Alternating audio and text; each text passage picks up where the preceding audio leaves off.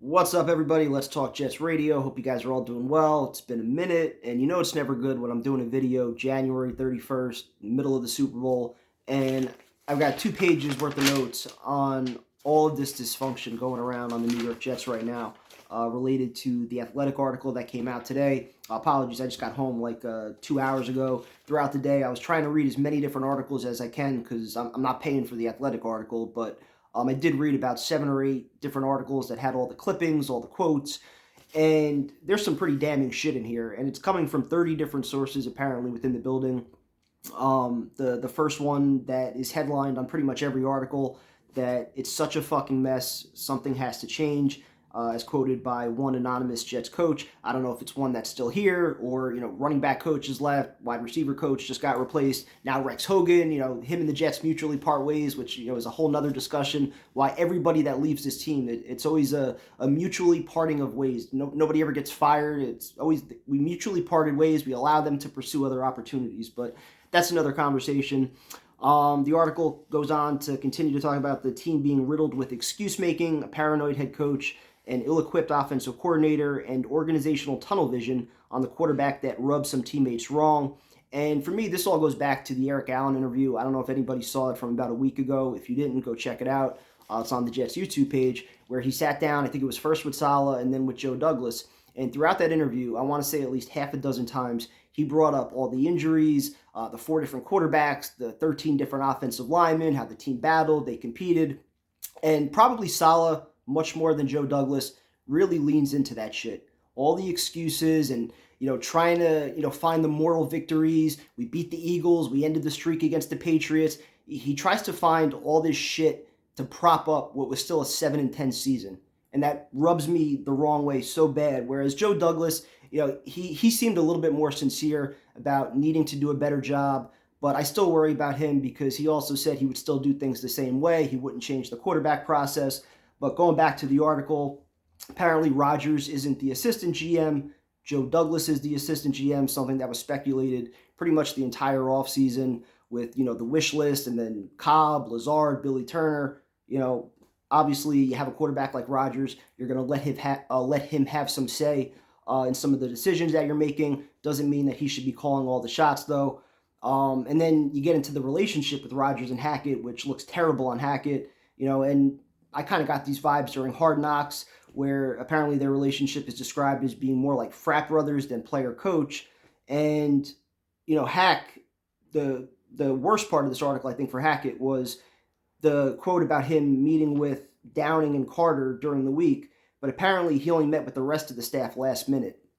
And the reason why I think that part is so believable, if you go back to Garrett Wilson's comments at the end of the season, where he talked about how it looked so easy for opposing offenses and how the Jets always struggled to do just the basic shit, well, that's probably part of the reason why. That Hackett was stubborn in his play calling, that, this was what Aaron Rodgers wanted, and he never really seemed to adapt to the changing quarterback, and obviously didn't put in the time either as far as game prep to meet with all his coaches to be on the same page. So that part, obviously, for me at least, it sounds very believable, and it's pretty damning.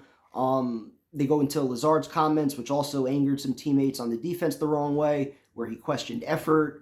And then you go into Saleh, and I don't think anybody looks worse in this article than Saleh, where behind closed doors, the positive vibes only mantra, apparently that's just a complete myth. We have a paranoid head coach that is so concerned with unfair press coverage that he whines and cries about why the Giants don't get as much negative publicity as the Jets do.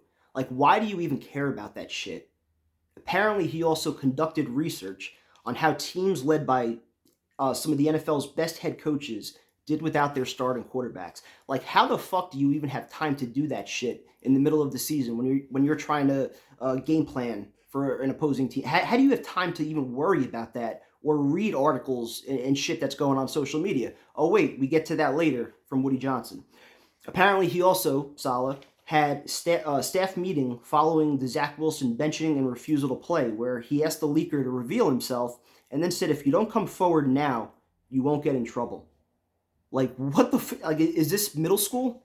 If you don't come forward now, you won't get in trouble. You won't get suspended. I won't call your parents. Like, what the fuck is, like, what kind of culture are you trying to create here? Like, I thought that was a joke when I was reading that. Threatening to take their cell phones away. You've got to be shitting me. And then you get to Woody Johnson where, this goes back to all the social media stuff and Saleh being paranoid about it, because it all stems from Woody Johnson, the guy that's putting it in his ear. Apparently he has a reputation of consuming criticism from fans, possibly me, and from media alike, where on social media he would often share those opinions with Saleh in conversations about what wasn't working on offense. Now, to his credit, most fans, I feel like, probably had a better grasp throughout the season on what wasn't working with the offense than this coaching staff. However, this also reveals the fact that all that bullshit going back to, the head coach to the GM to the owner, apparently your head coach can still sit down, or your owner can still sit down with your head coach and tell him what's wrong with the offense. And again, I brought up, the Aaron Rodgers move as well, how he obviously meddled in that. And when you're trying to create a new culture, whether Douglas and Saleh are the right guys or not, you should be giving them authority to make the moves that they need to make. And the fact that he's still butting in, he's still giving his opinions, he's still trying to influence certain decisions, obviously that's got to rub people the wrong way, and it's a terrible look. And the single biggest reason why the Jets culture is what it is stems from Woody Johnson. So the article also goes into some of the stuff on Zach Wilson, how the relationship with him and Rodgers soured throughout the year. I could really care less about that. But overall, I mean, this whole article really just feels like everyone's kind of jumping off of a sinking ship. Obviously, with plenty of leaks flowing now. We all talk about, I feel like the wrong shit as an organization, where like they're so consumed with the media, the social media stuff, trying to answer everything correctly, trying to come off looking competent, selling tickets. Like their focus is just always in the wrong areas. And I think that obviously has something to do with the kind of culture that we have. I think Woody's still the biggest problem. Saleh's a close second. I don't blame him for the quarterback, though. Apparently he complained about that. That was mentioned in the article as well. That he was constantly complaining about, being stuck with Zach Wilson. That is absolutely on Joe Douglas. So I do come away blaming Joe Douglas a little bit more, along with Hackett, for 2024. But, now Hackett goes under the microscope for this year. But Saleh, all the shit about him being paranoid, the meeting with the coaches, how he's answered some of these questions, how he's accepted all these excuses, like that sets the culture of your team right there.